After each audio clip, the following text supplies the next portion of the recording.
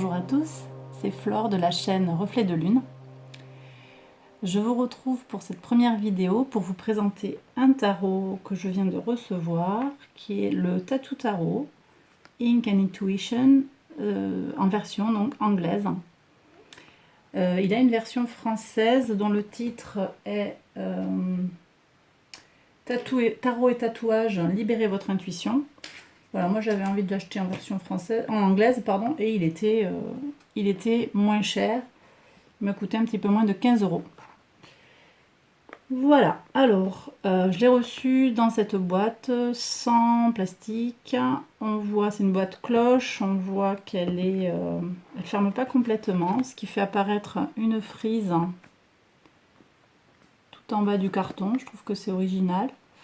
Puis il y a des dorés qui reflètent la lumière. C'est vraiment très joli. La boîte est en carton costaud, avec des symboles dans un esprit tatouage. Des couleurs aussi qui rappellent très clairement les tatouages.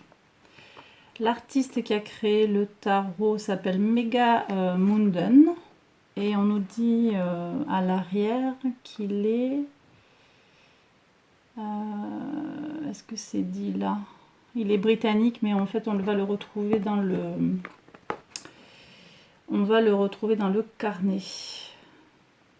Ok. Alors moi j'ai pris ce tarot parce que son esthétique me plaisait beaucoup. J'ai vu des présentations et j'ai beaucoup aimé les couleurs et le style du trait. Voilà, donc on va voir maintenant, je vais le découvrir avec vous. Alors, il y a dans le coffret un petit carnet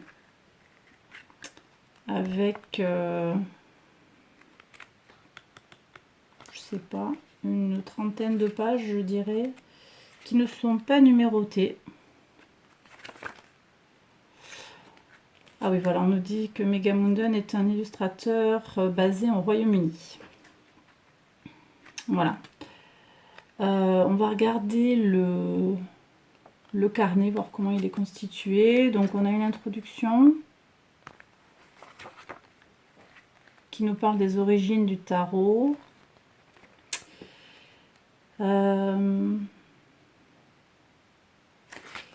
Est-ce qu'il nous parle de... Parce que ce tarot a une spécificité, on va voir. Il suit la tradition au niveau de l'ordre des cartes du tarot de Marseille. Est-ce que ça nous est expliqué là? Je sais pas, je crois pas. Il n'en parle pas. Ensuite, on a une partie sur comment on tire les cartes et comment on les interprète. 3 exemples de tirage. Le cœur, la fleur qui éclot et la vision du 3e œil. C'est assez intéressant, ça fait penser un peu à certains tirages du Lenormand où on sort plusieurs cartes et on en retourne que certaines dans le dessin qui a été réalisé. Voilà, et ensuite on a les mineurs, des explications sur chaque catégorie de mineurs, des explications sur la numérologie, c'est pas mal ça. Ensuite, on a les figures. Ce qui est intéressant, c'est qu'on a les images en couleur. Je trouve que ça, c'est bien, même si elles sont petites, hein, c'est quand même qualitatif par rapport à un petit livret qu'on pourrait avoir en noir et blanc. Je trouve que c'est intéressant. Et ensuite, on a chaque suite de 1 à 10 découpes avec des mots-clés. Il y en a beaucoup, je trouve que c'est intéressant aussi. On va pas tout regarder dans les détails, mais voilà. Il y a une double page pour chaque suite. Les épées, les bâtons et les deniers. Et enfin, on passe aux arcanes majeures avec des plus grandes images, hein. Toujours en couleur. Et pareil, on a des mots-clés. Ouais, intéressant. Ok, donc la suite. des arcanes majeures.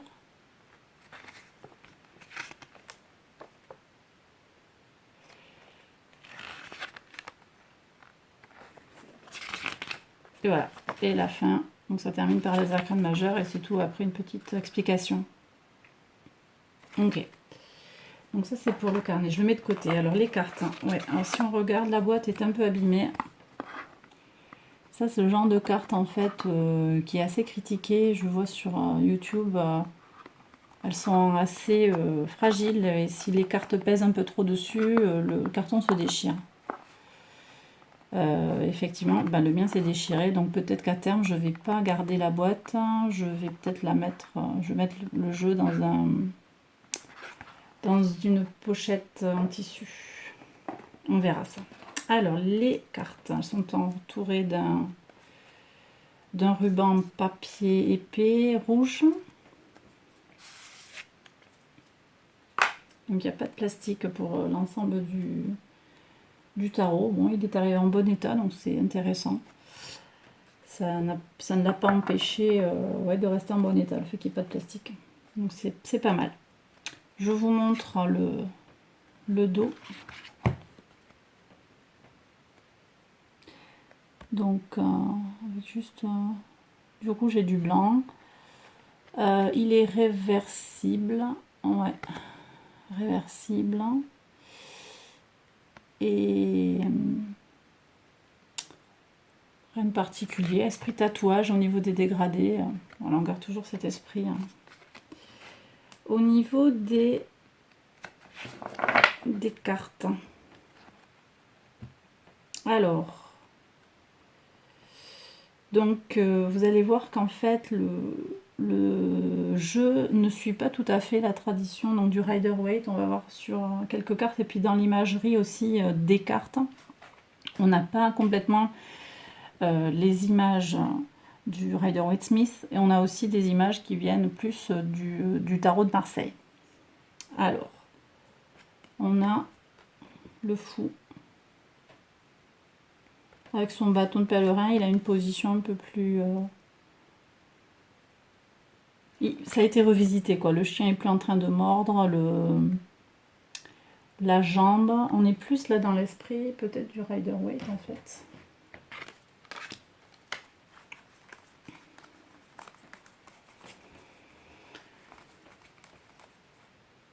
Ouais, le chien ne le mord pas dans le Rider-Waite, mais il a la falaise. Donc, en fait, bon, là, il y a la falaise qui... On perd la sensation d'être au bord de la falaise. Et aussi, l'auteur a changé la direction des personnages. Bon. Alors, ce qui me fait dire en fait que c'est quand même un deck qui n'est pas un jeu qui n'est pas forcément fait pour les débutants. Mais on va voir aussi pourquoi plus précisément. Le magicien, on retrouve... alors, on a le signe de l'infini qu'on retrouve... alors, on l'a un petit peu dans le chapeau du Marseille. Hein, et surtout, on l'a dans... le Rider-Waite-Smith. Donc on a gardé ça. Par contre, au niveau des objets, on a les symboles des 4 suites dans le Rider-Waite-Smith. Et là, on l'a plus en fait. On est plus sur quelque chose qui ressemble au battleur du Marseille. Vous voyez, on a le couteau, les petites boules. On retrouve des symboles plus qui sont propres au Marseille. Donc il y a vraiment un mix qui a été fait qui est assez intéressant, je trouve. Et en plus dans un esprit tarot. Alors, je vous les montre un petit peu en détail et après je vous les ferai passer plus rapidement et je mettrai un timer, enfin le timing dans les informations en dessous de la vidéo. Donc là pour le moment je vous le montre un petit peu dans les détails. La grande prêtresse, ouais, vous voyez on n'a plus les colonnes, on a gardé la lune.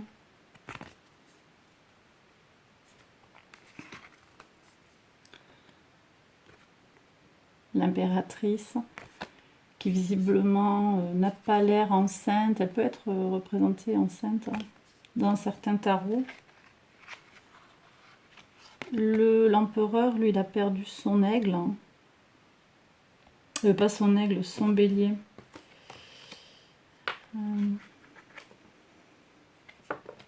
Finalement, oui, on se rend compte qu'on s'approche plus, et l'impératrice, on se rapproche plus du tarot de Marseille, hein, traditionnel. Et l'empereur, en fait, ouais, ben on est vraiment sur la représentation du Marseille, en fait. Là. Dans un esprit tatouage. C'est vraiment très très beau. Sur le Rider-Waite-Smith, il y a un bélier.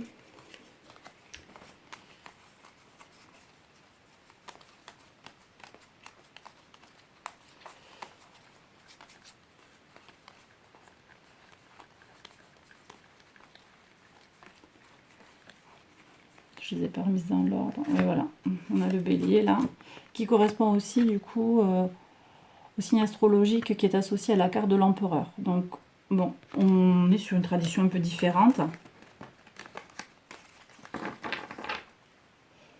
Mais les significations, pour moi, elles ne sont pas forcément modifiées. On va voir après, c'est sur les mineurs en fait qu'il y a des... On est justement sur une tradition Marseille et du coup, vous allez voir, c'est un peu plus difficile d'interpréter, ça peut être un peu plus difficile. Donc pour moi, c'est un tarot, je le répète, qui s'adresse plus à des gens qui connaissent déjà le fonctionnement ou qui sont prêts à apprendre le sens de chaque mineur sans illustration, ce qui n'est pas forcément aisé. Le hiérophante qui correspond au pape, donc on retrouve vraiment l'imagerie du Marseille, même si les postures sont pas tout à fait les mêmes. Les amoureux, qui là pour le coup sont vraiment des amoureux. Et puis c'est au pluriel, the lovers, alors que sur le Marseille on a l'amoureux. Et là on perd quand même, on est vraiment dans l'éros et on est moins dans la notion de choix qui peut aussi transparaître dans la carte de l'amoureux. Et voilà, d'ailleurs, je vous l'ai dit, en fait, c'est un tarot que je veux utiliser pour faire des tirages sentimentaux et je pense que la tonalité, pour moi, s'y prête bien. C'est quelque chose qui m'inspire, en fait. Et je vois en étant à son contact, je confirme cette information. Le chariot. On n'a pas le bloc de béton qu'on a dans le Rider-Waite. Et sur...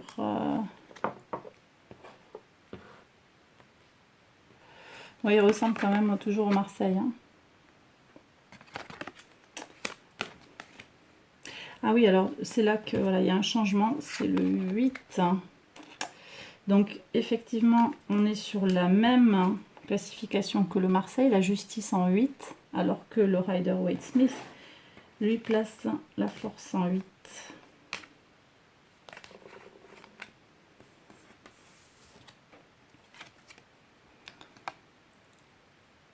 Donc ça, c'est vraiment voilà, un signe que ce tarot précis s'inspire plus d'une tradition Marseille que d'une tradition anglo-saxonne.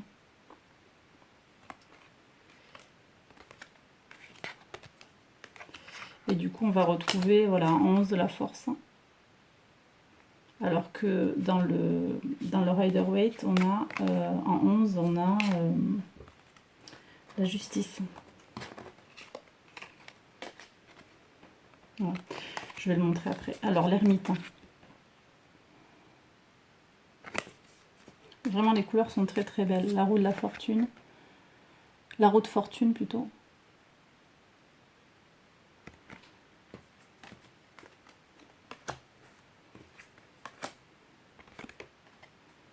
Qui est vraiment... ouais, c'est impressionnant comme elle est vraiment similaire. Il a retravaillé des images du Marseille traditionnel. Et il se les est réappropriées en fait dans un esprit tatouage. C'est vraiment... Moi je trouve que c'est vraiment très très beau. Alors on a le serpent en plus qu'on peut retrouver dans certaines autres interprétations qu'on n'avait pas dans le Marseille. Ok, et donc c'est là qu'on a la force en 11 à la place de la justice.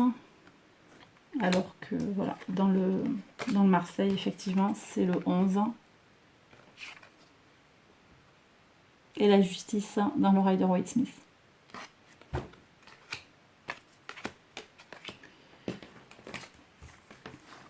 le pendu,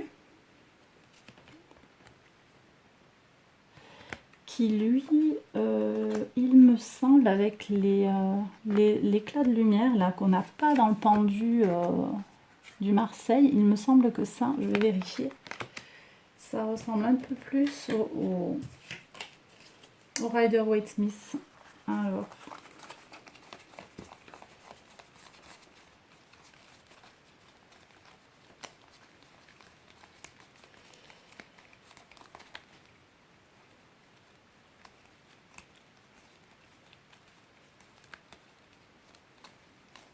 là. Ouais, vous voyez, voilà.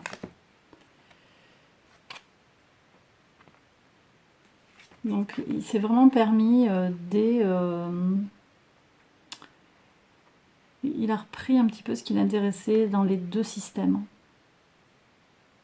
Et je me répète, mais je trouve le résultat très beau et j'ai hâte de l'utiliser en fait, vraiment. La mort, l'arcane sans nom.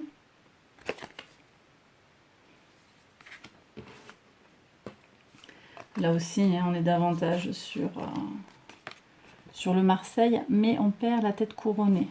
On n'a plus le roi qui est décapité. On perd la notion de... On perd certaines notions. C'est pas forcément gênant, encore une fois. C'est un petit peu plus... pas symbolique, mais... un peu plus abstrait, en fait, je trouve. Mais c'est vraiment très bien. Mais du coup, si c'est moins...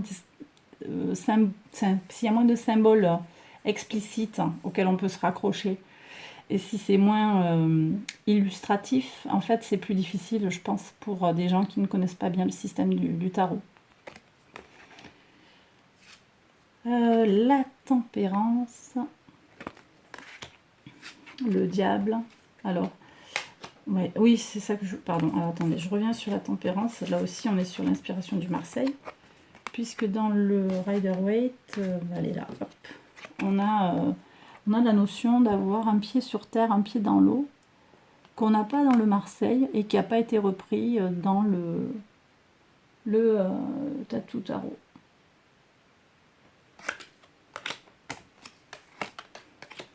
Donc le diable, et là aussi le diable, on est vraiment dans l'imagerie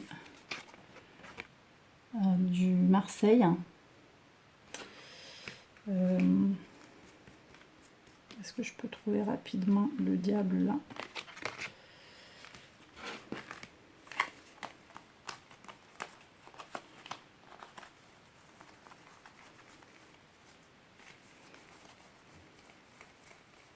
Ici. Ouais, c'est pas tout à fait pareil. Au niveau de la représentation du diable en lui-même, il y a vraiment une similitude. Alors, il y a quand même des liens, mais au niveau de sa poitrine, par exemple, vous voyez, on a repris, il y a vraiment des points communs. Les chaînes...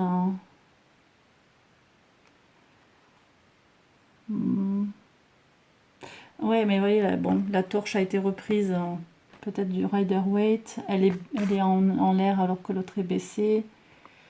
Là, il y a une espèce d'épée cassée.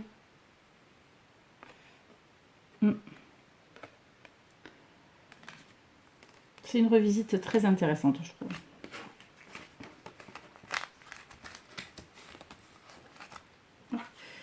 La tour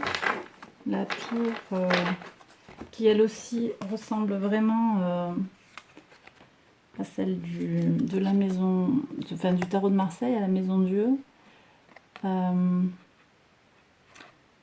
Peut-être la couronne là est moins similaire, hein, puis le fait qu'il y ait une porte en bas. Dans la représentation classique du tarot de Marseille, il n'y a pas de porte sur la tour. Elle a été rajoutée dans certains jeux, mais bon, il y a débat là-dessus. En tout cas, voilà, il y a une revisite, encore une fois, je me répète. Hein. L'étoile, avec vraiment un esprit tatou, la femme qui est représentée là, elle est tatouée, c'est vraiment très beau. Alors sur la lune, on est vraiment on est en plein dans la représentation du Marseille. Les couleurs sont vraiment magnifiques. Le soleil. On retrouve les deux chérubins en bas. Les deux enfants. Le jugement. Ouais, là on est... c'est un mix là je pense avec...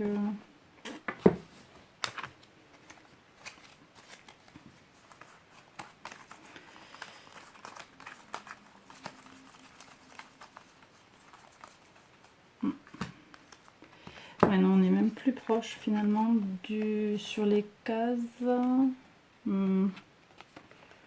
Ouais, sur les personnages, on est peut-être plus proche du Rider-Waite-Smith. Même sur les couleurs en fait.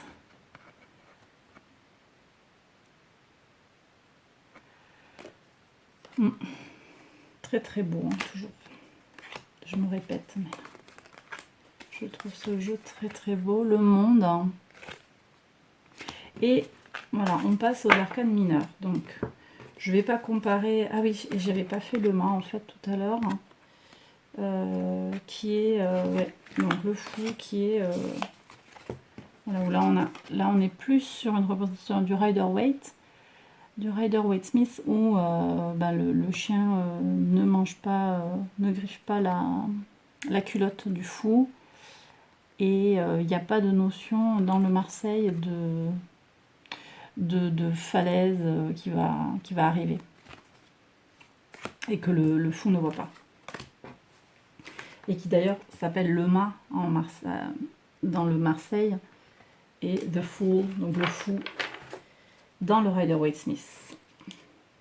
Ok, et donc c'est là en fait qu'on arrive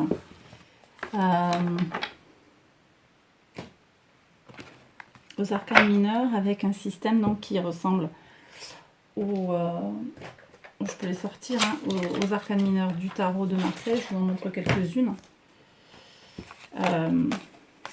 Voilà. Donc à part les figures, les cartes de cours, on n'a pas de représentation. On a juste les... Ça c'est le 7 de coupe. On n'a pas d'explication. Si je regarde le 7 de coupe dans le Rider-Waite-Smith,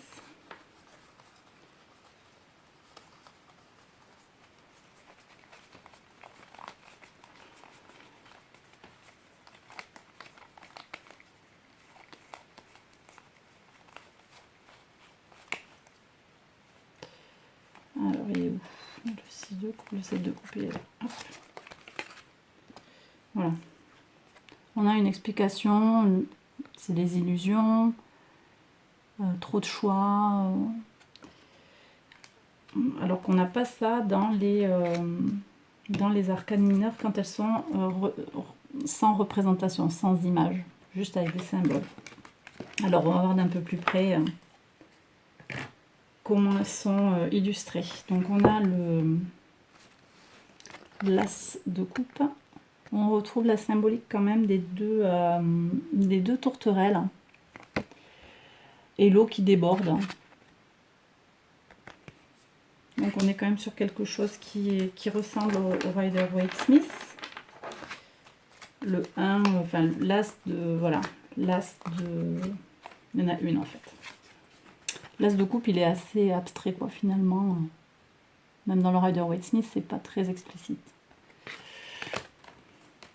Le 2 de coupe, c'est la rencontre. Alors là, on a des cœurs. C'est vrai que du coup, on peut s'appuyer sur ça pour... c'est la rencontre qui peut être sentimentale. Donc effectivement, là, on peut avoir un petit guidage. Après, sur le 3 de coupe, on est sur quelque chose peut-être de festif, la célébration.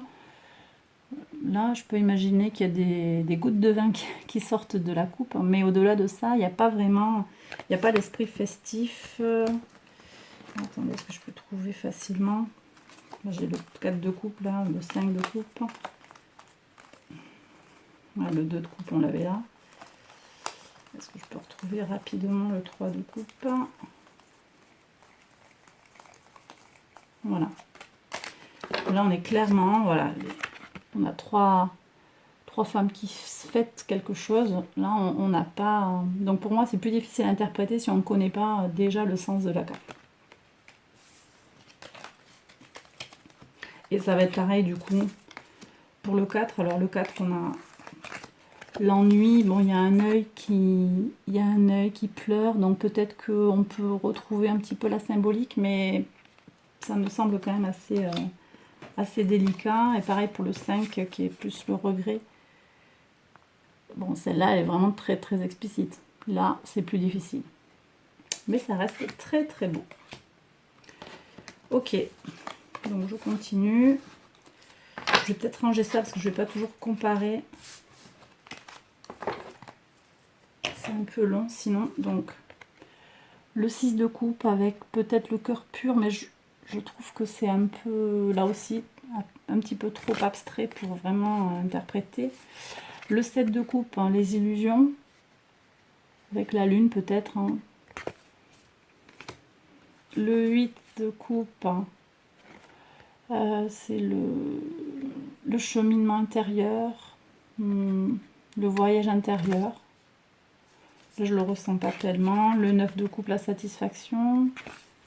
10 de coupe, on a le symbole peace and love derrière. C'est le bonheur absolu en fait, hein, le 10 de coupe. Donc là on n'est pas, oui, on est pas mal. Alors après on passe sur les figures. Hein, et je trouve qu'elles sont vraiment très très belles. Les visages sont magnifiques, je trouve, avec un esprit moderne. J'aime beaucoup comment ils sont représentés. Donc ici on a le page de coupe, le valet de coupe je veux dire. Belle couleur, le valet de coupe. Le cavalier de coupe.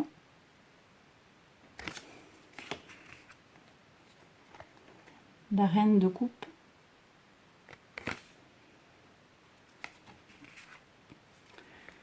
Et le roi de coupe. On n'a que des portraits, on n'a pas de vision globale de la personne. Mais bon, ça me semble, c'est quand même très très beau. Ah, j'avais oublié le monde à vous comparer avec le Marseille. Bon, là, on était assez proches, il me semble. Dans les arcades majeures. Sur l'as d'épée. Il ressemble au Rider-Waite-Smith, il me semble, avec la couronne en haut. Mais bon, on n'a pas plus que ça. Le 2 d'épée, c'est la dualité, la difficulté à choisir. Bon, bah là, pour moi, ça transparaît pas. Le 3 d'épée, c'est la tristesse. Alors, est-ce que l'araignée porte cette symbolique-là? Je suis pas certaine. C'est là que ça devient difficile. 4 d'épée, le repos. 5 d'épée, le conflit. 6 d'épée, le voyage, le déplacement mental ou physique. Le 7 d'épée, toujours là, c'est très abstrait en fait. Hein. Le 7 d'épée, c'est la trahison plutôt. Alors, est-ce qu'on a un cœur là qui est percé? Peut-être. Hein. Hop, je mets dans quel sens là. 8 d'épée, les croyances limitantes. Là, je vois pas très bien, mais toujours pareil. Moi, je l'ai pas choisi en fait pour sa pédagogie en fait. J'ai choisi pour son esthétique. Le 9 d'épée, toujours très beau. 10 d'épée. Alors, valet d'épée. Le cavalier d'épée. Reine d'épée, très très belle. Hein. Prête à attaquer, prête à trancher. Le roi d'épée. L'as de bâton. Le 2 de bâton. Alors, les murs là, je trouvais pas trop le lien. Et puis finalement, en fait, il me semble que ça reprend l'imagerie du Rider-Waite-Smith où il y a... Ouais, voilà.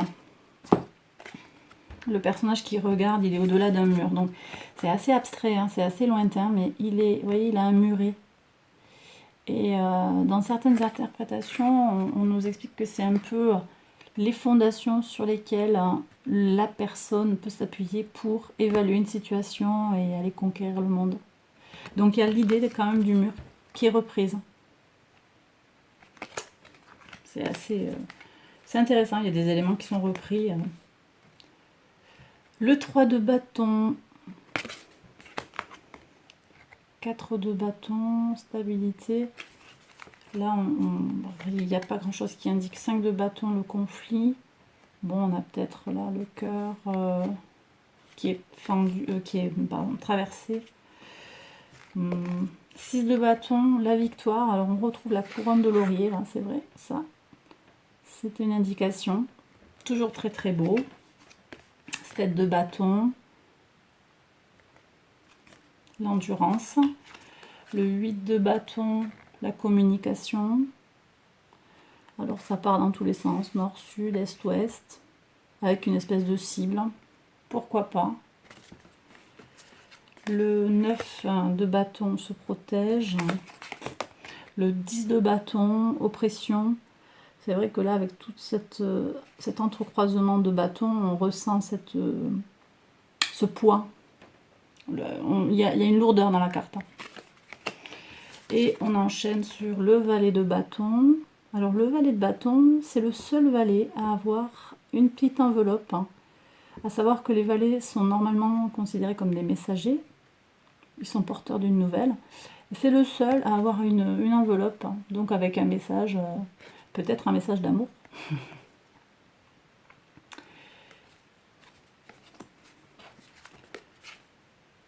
Le cavalier d'épée, il me fait penser au cavalier d'épée en fait, avec son casque là, il est prêt à attaquer, mais pourtant c'est le cavalier de bâton lui. La reine de bâton, très sensuelle, très séductrice. Le roi de bâton.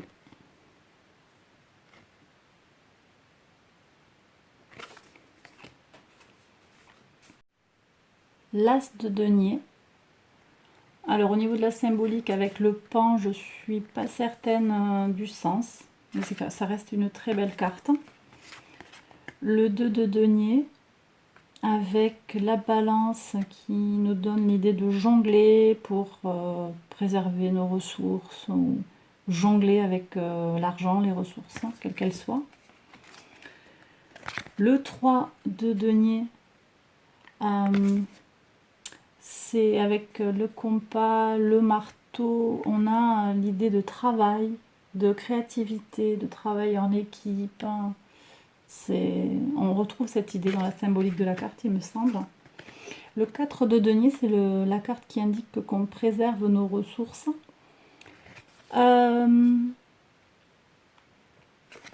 J'ai vu déjà des représentations où on a les 4 pièces avec entouré d'un serpent qui protège en fait les 4 deniers.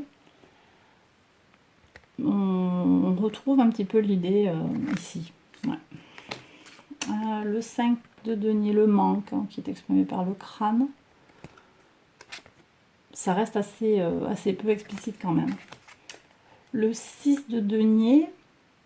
Alors le 6 de denier, il est représenté dans l'oreille de Rider Smith par un homme qui donne de l'argent, qui tient une balance. Il donne de l'argent à des pauvres. Et il tient une balance. Donc là, on donne bien quelque chose, mais qu'est-ce que c'est? Ça n'a pas l'air d'être de l'argent, alors à moins qu'il y ait un chèque à l'intérieur. Je ne sais pas. Ici, le 7 de denier, c'est le fait de semer les graines et d'attendre patiemment que son travail porte ses fruits. Et on retrouve le sablier ici. Donc à nouveau, au niveau de la symbolique, on a une petite indication quand même. Le 8 de denier, là on est sur le travail bien fait, enfin ouais, oui, le travail dur, le travail de précision, et on retrouve l'enclume et l'ampoule qui semble plutôt indiquer les idées. Ok, le 9 de denier, c'est comment dire, l'aisance matérielle. À part les fleurs, là je ne ressens pas tellement le sens. Et le 10 de denier, c'est plutôt la transmission, l'héritage. Là, je vois pas très bien non plus. Et enfin, le valet de denier, qui tient son denier. Un petit peu comme dans la représentation du Rider-Waite-Smith. Le cavalier de denier. La reine de denier. Et le roi de denier. Voilà. Donc je vais vous repasser les cartes rapidement. Il y aura une petite musique dessus. Et après je vous ferai un tirage. Voilà, allez, à tout de suite.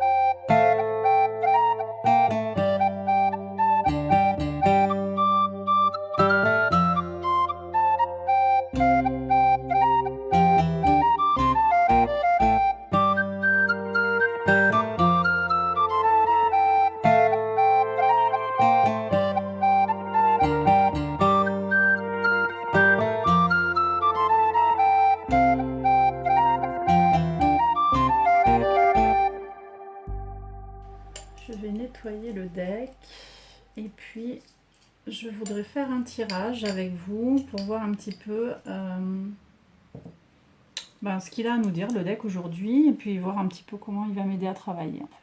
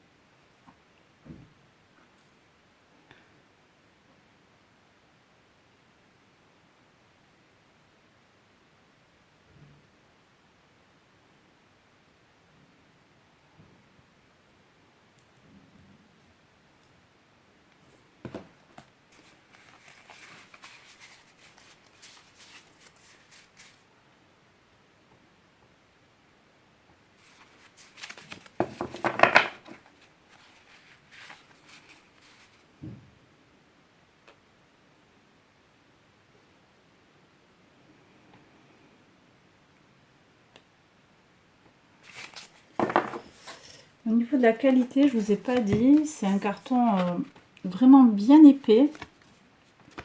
On va voir si au niveau du battage, on arrive. Ouais, on va voir. C'est pas mal. C'est un peu épais, mais si, il va être. Il se laisse bien mélanger. Super agréable à mélanger. Ouais. Super. Alors, merci de nous indiquer. Alors, les cartes collent un peu, par contre, entre elles, un tout petit peu.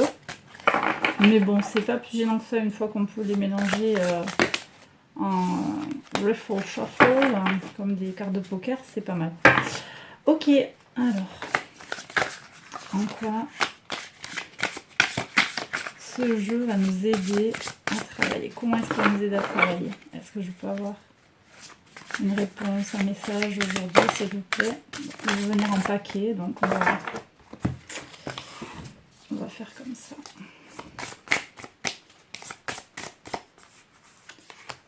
Je vais prendre 3 cartes.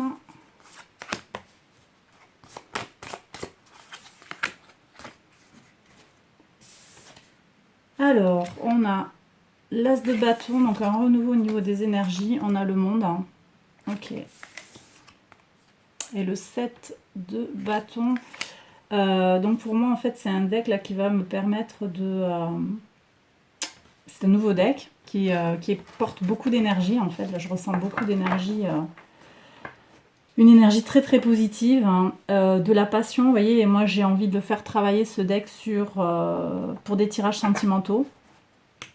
Donc là j'ai le sentiment en fait qu'il me répond que oui, il est prêt à m'aider dans cette tâche.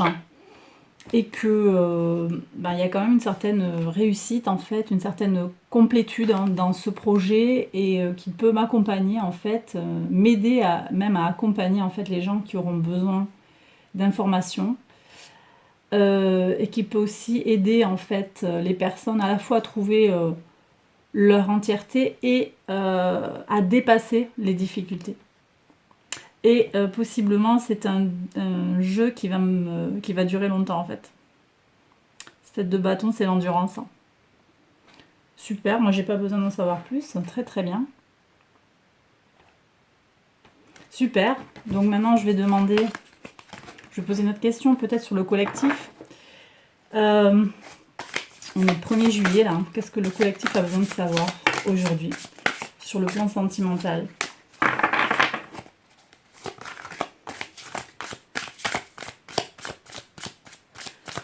Est-ce que j'ai un message là global sur le plan sentimental pour les gens qui vont découvrir ma vidéo?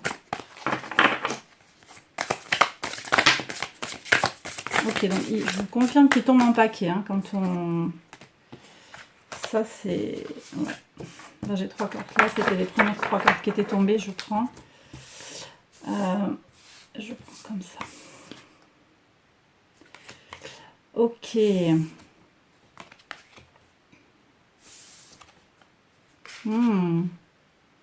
Ah, c'est intéressant. Il y a une blessure dans le passé, pour moi, là. Et peut-être certains, alors vous pouvez peut-être me dire dans les commentaires si ça vous parle, mais je vois des personnes en fait qui ont tendance à regarder le passé. Alors qu'en fait, l'avenir, il y a vraiment une réponse en miroir, c'est d'avancer, de passer à autre chose. Je vous montre les cartes. Donc on a le 7 d'épée en premier, qui est la trahison. On a le cavalier de coupe, hein, qui est tout ce qui est émotionnalité, enfin, oui, émotivité, émotionnalité, ouais. C'est la passion, mais au sens l'idéalisme, en fait. Il y a quelque chose de... Voilà, le cavalier de coupe, il regarde... là, pour moi, il regarde quelque chose qui n'a pas marché comme il voulait, peut-être. Ça n'a pas correspondu à son idéal. Et il tourne le dos au 6 d'épée, qui pourtant est, pour moi, la solution. Donc si sur le plan sentimental, vous vous retrouvez face à des difficultés, peut-être ce que le tirage vous dit là, c'est d'essayer de passer à autre chose. Je vais voir comment on peut aider.